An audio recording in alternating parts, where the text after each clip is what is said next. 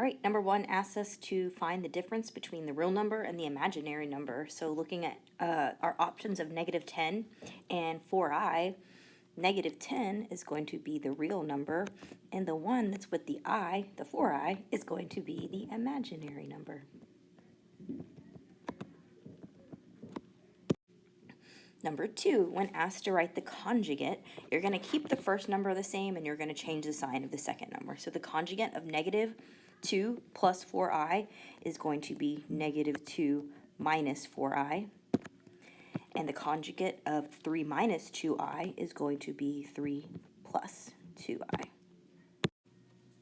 Number 3 asks you to evaluate the imaginary number I if it has a power applied to it. So I have listed the powers of I circle that kind of helps us here. So when we are asked these kinds of questions, we're going to divide the power by 4. So I'm going to say 6 divided by 4. I know it goes in there one time, and I know it has a remainder of 2. So I'm going to come over to my chart, and I'm going to take a look at t squared because it has a remainder of 2. So I'm going to do t to the 2. And I know my answer right here is going to be negative 1.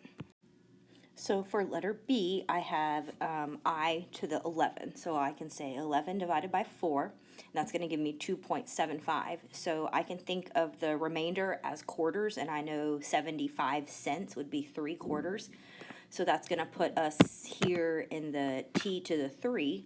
So that answer is going to be negative I. For letter C, we have I to the 24th. So when we divide 24 by 4, we get an even number of 6, so we don't have a remainder. So if we don't have a remainder, our answer is going to be 1. All right, A asks us to find the square root of negative 121.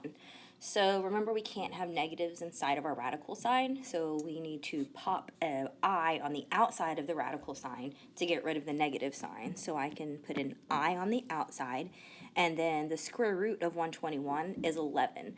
So that pulls out of a pair of 11. So technically they come out of the house, and I don't have a house anymore. But that's not written the right way because we need to have our real friends come first and our imaginary friends come second. So the answer would be 11i. So looking at B, you would go second square root 162. And that's not going to be a nice even number. So we're going to have to break that down like we learned last time. So we need to find two numbers that multiply to 162. So I have put 162 into my calculator in the y equals, and I did second graph to get a table of values. And the second one that I see is 2 and 81, and I like that because 81 is a perfect square, so I know that a 9 is going to come out of the house.